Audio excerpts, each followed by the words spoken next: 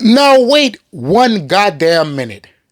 You're telling me that A Man of Steel 2 was pitched to Warner Brothers, starring Henry Cavill, from director Christopher McQuarrie, and Warner Brothers turned it down?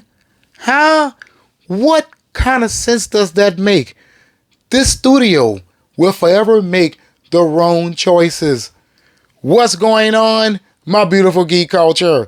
As always, I'm your boy O, and today we have to talk about this Man of Steel 2 pitch that Warner Brothers seemingly ignored. Now look, before I get started, do your boy O three major favors. Please hit that subscribe button. And if you hit that subscribe button, make sure you hit the notification bell, because YouTube absolutely sucks at notifying subscribers that content creators has uploaded videos to that platform. Hitting that notification bell certainly helps. And don't forget to hit that like button to help me out with that algorithm, baby. Now let's get into today's video.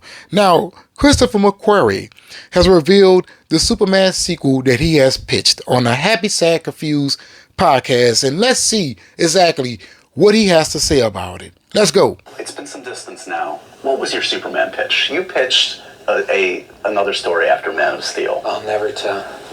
But boy, it was fucking good. It was fucking good, and it was, Green Lantern was what had come to me.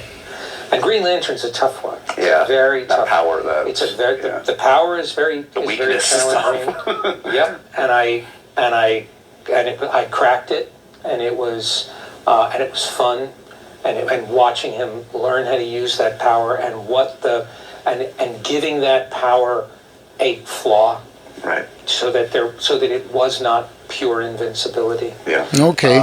So he was going to challenge Green Lantern's vulnerability. That's what he's going to do. A lot of people feel like it is the most powerful weapon in the universe, and it is. But it does have its weakness.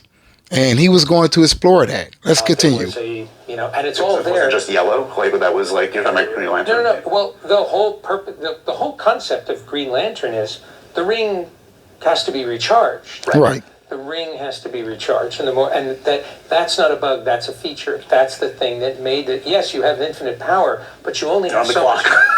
You only have so much battery life, right. And that can run out at inconvenient times. Yeah. That for me solved the whole Green Lantern problem. The costume is another thing, and you can figure that out But here's the thing: I look at any superhero, and growing up, if you had told me that there would ever be a Captain America or a Thor that did not have me laughing hysterically at the character. Yeah. And that is proof. Just check your certainty, man. When you dismiss an idea, you're not dismissing my idea, you're dismissing yours. You're dismissing your concept of it. In the same way I was dismissing mine. So I realized, don't worry about the costume, worry about the character, and how do you give that character tension and stakes. And also, how do you do it with Superman? Okay. And Henry had a take on that. Facts. Now he is confirming that Henry Cavill was going to be his Superman. Love every bit of what this man is talking about so far. Let's go. And I suddenly realized how these two characters had amazing similarities, which also allowed for amazing conflict and an amazing universe-expanding solution. Now I'm just getting upset. Facts, bro. I will tell you, the first 5 minutes of my Superman movie, which was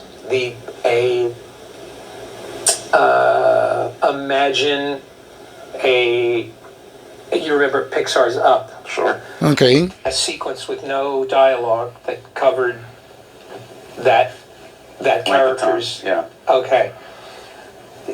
The first 5 minutes of the movie was a setup after which you knew exactly what made Superman tick. Okay. And exactly what Superman was most afraid of. And and why Superman made the choices that he made, and it would have been epic. It would have been epic. In 5 minutes, the scale of the movie would have been absolutely extraordinary. And the other thing, and I hope that anybody who watches this movie, that enjoys the end of this movie walking away, that's the feeling I would want you to walk away from, because that's really what Superman is about. It's about hope, and it's about it being inspiring, and it's and the joy that character created. I don't think you need to live in the shadow of Donner's Superman. Yeah. Facts. I don't think you need to live in the shadow of John Williams' score. Facts.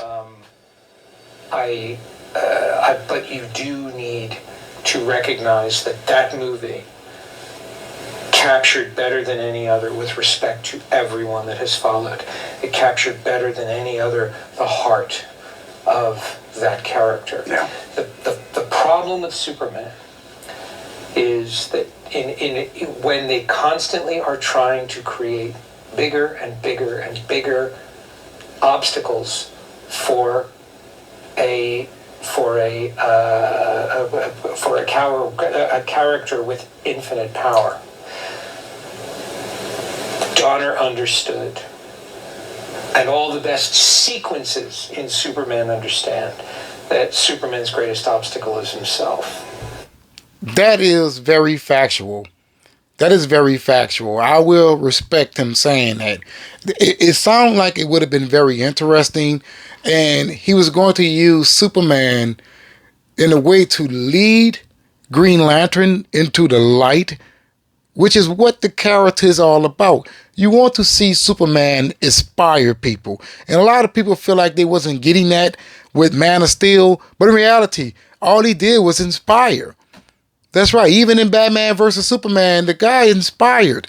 People looked up to him. A lot of people say that they don't like this biblical aspect of Zack Snyder's Superman. But in reality, that's how it would be if Superman really existed in this world. Everybody would look for Superman to save them, even heroes themselves. I like what this man is talking about here. It seems to me that he understood that the challenges of the character would have already been done between Man of Steel, Batman vs. Superman, and Justice League, and then you would have gotten the Superman that everybody was looking forward to. The hopeful, the lightheartedness, the guy who's that beacon of hope. They just was not willing to allow this character to develop. And as you can see, even Warner Brothers is guilty of that. That's right. You hear this story? This was sounding like it was going to be inspirational. And that is what you're looking forward to when it comes to a Superman film. And I feel like this guy understood the assignment. Now, I know many people are going to say, well, you're giving James Gunn's Superman a hard time. I'm not giving James Gunn's Superman a hard time because of hopefulness. I'm giving James Gunn's Superman a hard time because I do not like that it does seem childish, right? Even though he compared Superman to that of Reed's version, you got to understand, it seems to me that James Gunn's version is taking it a little bit farther than that.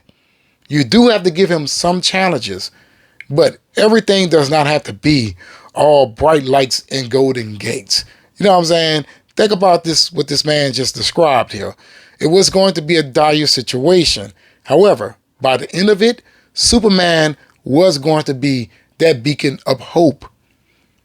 And he was going to do that for every character within the universe. So I like what I heard here, ladies and gentlemen. It's a shame that Warner Brothers did not like the sound of this and decided to go in a different route.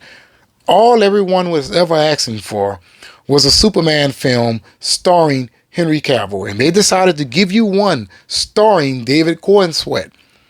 Now, only time will pass until we see if it was the right choice or not. But as it stands right now, in my honest opinion, it wasn't. It wasn't.